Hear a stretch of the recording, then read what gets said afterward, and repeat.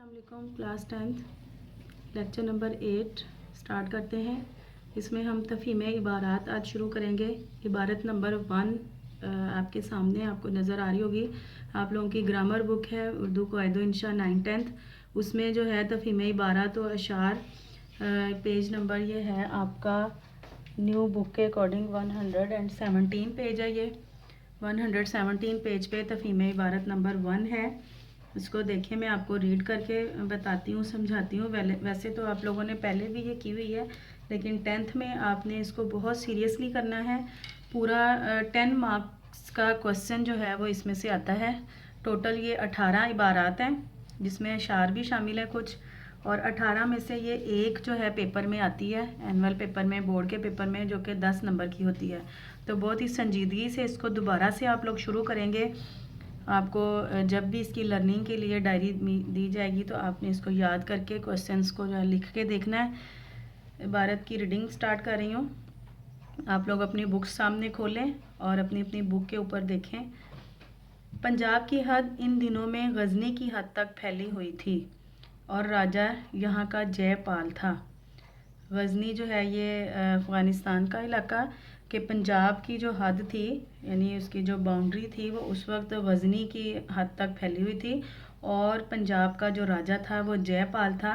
जब मुसलमानों के कदम आगे बढ़ते मालूम हुए तो उसने गजनी पर एक भारी फ़ौज से चढ़ाई की। चढ़ाई करना, हमला करना। चुनाचे दफतन मुल्गान पर जाकर डेरे डाल दिए। दफतन अचानक, यकायक। मुल्गान भी अफ़गानिस्तान का इलाका है, वहाँ पर जाकर डेरे डाल दिए, यानी वहाँ पर जो है वो रुक गए। वहाँ पर जाकर उन्होंने जो है अपना पड़ाव किया और पेशावर से काबुल तक बराबर लश्कर फैला दिया। पेशावर और काबुल भी अफ़गानिस्तान के शहर हैं। पेशावर से काबुल तक जो है लश्कर फैला दिया। उधर से सबुक्तगीन भी निकला। सबुक्तगीन जो था वो गजनी का हुक्मरान था। चुनाचे दोनों फ़ौजें आमने सामने पड़ी थीं, यानी आमने सामने से मुराद है कि बिल्कुल एक दूसरे के सामने करीब आ गई थीं और एक दूसरे की पेशदस्ती की मुंतज़िर थीं। पेशदस्ती करना, पहल करना, हमले में पहल करने के लिए दोनों फ़ौजें आमने सामने खड़ी होकर एक दूसरे के हमले में पहल करने का इंतज़ार कर रही थीं कि दफतन आसमान से गोले पड़ने लगे। दफतन अचानक आसमान से गोले पड़ने लगे, यानी कि बर्फ़बारी को यहाँ पे गोले पड़ने कहा गया है, यानी बेमौसम बर्फ़ गिरनी शुरू हो गई। वो लोग तो बर्फ़ के कीड़े थे, उन्हें ख़बर भी ना हुई। वो लोग से मुराद अफ़गानिस्तान के लोग हैं, क्योंकि अफ़गानिस्तान में बहुत ज़्यादा ठंड होती थी, तो इसलिए उन्हें बर्फ़ के कीड़े कहा गया कि बर्फ़ में रहने वाले लोग, इसलिए उन्हें ख़बर भी ना हुई, यानी उनके लिए कोई मुश्किल नहीं थी कि अगर बर्फ़बारी शुरू हो गई है तो उन्हें इससे कोई फ़र्क नहीं पड़ा। हिंदुस्तानी बेचारे अपने लिहाफ और रज़ाइयाँ ढूंढने लगे, मगर वहाँ रज़ाई का गुजारा कहाँ, यानी वहाँ पे इतनी ठंड थी कि रज़ाइयों से वहाँ की सर्दी रुकना मुमकिन नहीं थी। सैकड़ों अकड़ कर मर गए, हज़ारों के हाथ पांव रह गए, जो बचे उनके औसान जाते रहे, यानी उनके औसान जो थे वो ख़राब हो गए, ख़ता हो गए, और जो सैकड़ों जो थे वो सर्दी से अकड़ कर मर गए, कुछ के हाथ पांव मफलूज हो गए। ये इबारत की रीडिंग कंप्लीट हो गई। आगे आपको सवालात इसके नज़र आ रहे होंगे। सवाल नंबर 1 है, पंजाब की हदूद गजनी तक फैली हुई थी किस ज़माने में। नंबर 2 है, जयपाल कौन था और सबुक्तगीन के बारे में आप क्या जानते हैं। नंबर 3, वो लोग तो बर्फ़ के कीड़े थे, कौन बर्फ़ में रहने के आदी थे। नंबर 4, वहाँ रज़ाई का गुजारा क्यों नहीं था। नंबर 5, जयपाल और सबुक्तगीन में जंग क्यों ना हुई। ये क्वेश्चंस हैं इबारत के, और इसके सबके सवालात, सारे सवालात के जवाबात आपको इबारत में से नहीं मिलेंगे। कंपोज आंसर्स मैं आपके सामने यहाँ रखती हूँ, आप उनको नोट कर लें बेशक कॉपी पे, और फिर उसको याद करें, या आप लोगों के पास पहले से अगर उसकी कोई कॉपी मौजूद है तो उसको तलाश करें और उसमें से जो है क्वेश्चंस के आंसर याद करें और उसे लिखें।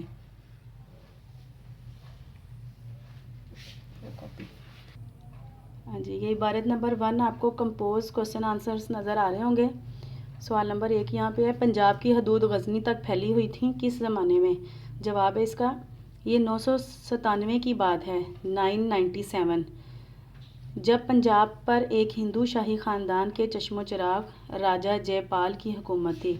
चश्मो चिराग बेटे को कहते हैं कि वो हिंदू शाही ख़ानदान का बेटा था, राजा जयपाल, उसकी हुकूमत थी। 997 की बात है ये। भीम पाल और तरलोचन पाल इस ख़ानदान के मारूफ हुक्मरान हो गुज़रे हैं। معروف یعنی مشہور حکمران۔ سوال نمبر 2 ہے جے پال کون تھا اور سبکتگین کے بارے میں آپ کیا جانتے ہیں؟ جواب، جے پال پنجاب کے ہندو شاہی خاندان کا معروف راجا تھا اور سبکتگین غزنی کا نامور مسلمان حکمران تھا اور محمود غزنوی کا باپ تھا۔ سوال نمبر 3، وہ لوگ تو برف کے کیڑے تھے، کون برف میں رہنے کے عادی تھے؟ جواب ہے، غزنی کے لوگ یعنی سبکتگین کے سپاہی برف باری کی سختی سہنے کے عادی تھے، اس لیے انہیں برف کے کیڑے کہا گیا۔ سوال نمبر 4، وہاں رضائی کا گزارا کیوں نہیں تھا؟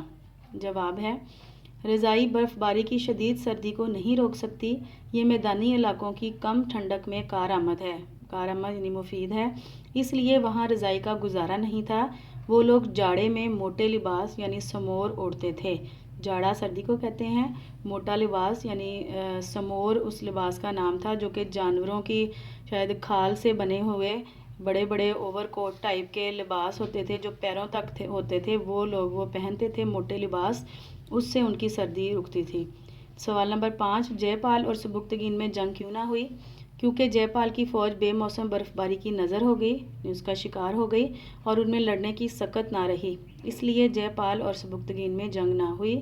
ایک ایڈیشنل کوسچن ہے سوال نمبر 6 جو کہ اس پہ بک پہ نہیں دیا ہوا لیکن پوچھ بھی سکتے ہیں، وہ اس عبارت کا عنوان تجویز کیجیے۔ جواب ہے جے پال بمقابلہ سبکتگین۔ تو یہ آپ نے اس کے کوسچن آنسر یاد کرنے ہیں اور اس کے ساتھ اس لیکچر میں ہم آگے اپنی گرامر کو کنٹینیو کریں گے۔ ابھی تک ہم نے اسم معرفہ کی اقسام پڑھی تھی، اسم معرفہ کی اقسام کے آگے اب ہم اسم نکرہ کی اقسام کریں گے جو کہ پیج نمبر 4 پہ ہے۔ پیج نمبر 3 تک ہم گرامر کر چکے ہیں، اسم معرفہ کی اقسام تک۔ پیج نمبر 4 اپنی بکس پہ اوپن کریں۔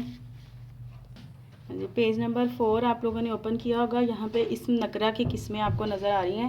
اسم نکرہ کی قسمیں آپ 7 میں 6 میں بھی کر چکے ہیں، 8 میں بھی کی ہوں گی، اسی کو ہم نے ریپیٹ کرنا ہے۔ اسم نکرہ کی کل کتنی اقسام ہیں پہلے یہ دیکھیں، 5 اقسام ہیں۔ اسم اعلیٰ، اسم صوت، اسم تصغیر یا مصغر، اسم مکبر اور اسم ظرف۔ اسم مکبر اس کے اندر مسنگ ہے، یہ جو نیو بک ہے تو اس کے اندر آپ نے اسم مکبر جو ہے وہ خود سے ایڈ کر لینا ہے، ڈیفینیشن میں موجود ہے لیکن اوپر جو ہیڈنگز انہوں نے دی ہوئی ہیں اس کے اندر 3 کے بعد 4 میں اسم ظرف کر دیا اور اسم مکبر نکال دیا، جبکہ نیچے جب ہم ہیڈنگز کو پڑھنے جائیں گے تو اس میں اسم مکبر بھی آئے گا۔ تو یہ آپ لوگوں نے خود سے ایرو لگا کے اس کے اوپر ایڈ کر لینا ہے، نمبر 4 پہ اسم مکبر اور نمبر 5 اسم ظرف۔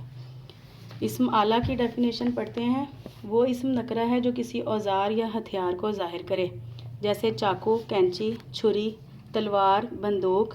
عربی اور فارسی کے اسم اعلیٰ بھی اردو میں استعمال ہوتے ہیں، جیسے مقیاس الحرارت، مقیاس الحرارت کہتے ہیں تھرمامیٹر کو، مسواک، مقراظ کینچی کو کہتے ہیں، مستر، فٹ رول یا پیمانہ، قلم تراش چاقو کو کہتے ہیں وغیرہ۔ اسم صوت نمبر 2 پہ ہے اسم صوت، صوت آواز کو کہا جاتا ہے، وہ اسم نکرہ ہے جو کسی آواز کو ظاہر کرے، جیسے سائیں سائیں ہوا کی آواز، کائیں کائیں کوے کی آواز، چھم چھم بارش کی آواز، وٹر گوں کبوتر کی آواز اور ٹن ٹن گھنٹے کی آواز، کو کو کوئل کی آواز۔ اسم مصغر یا تصغیر نمبر 3 جو اس کی قسم ہے، اسم نکرہ وہ اسم نکرہ ہے جو کسی چیز کا چھوٹا پن ظاہر کرے، جیسے دیگچی، باغیچہ، پیالی، غالیچہ۔ دیگچی جو ہے اسم مصغر ہے تو دیگ اس کا مکبر ہوگا، اسی طرح سے باغیچہ چھوٹا ہوتا ہے، باغ بڑا، پیالی اس کا مکبر پیالہ ہوگا، پیالہ بڑا ہوتا ہے، پیالی چھوٹا، یعنی چھوٹی چیز کو ظاہر کر رہا ہے۔ غالیچہ چھوٹے قالین کو کہتے ہیں، بچونگڑا بالکل چھوٹے بچے کو کہتے ہیں، ڈبیا اس کا مکبر جو ہے وہ ڈبہ ہوگا اور ڈبیا چھوٹی سی ڈبیا مصغر میں آ جائے گی۔ ڈھولک اس کا مکبر ڈھول ہوگا، ڈھولک جو ہے وہ چھوٹی ہوتی ہے۔ مردوا مرد جیسا، یعنی کہ چھوٹا مرد ابھی کم عمر کا مرد اور زیادہ عمر کا مرد جو ہے وہ مکبر میں آ جائے گا، مردوا اس کو کہیں گے۔ پگڑی چھوٹی پگڑی اور پگڑ ہوتا ہے بڑا، مکھڑا بڑا منہ اور بڑا چہرہ اور اس کا مکھ ہوتا ہے شاید بڑا مکبر، مکھڑا چھوٹا۔ اور اس میں تصغیر بنانے کے لیے لفظ کے آخر میں چھوٹیے یا ڑا ڑی یا چی چے کاف کا اضافہ کیا جاتا ہے۔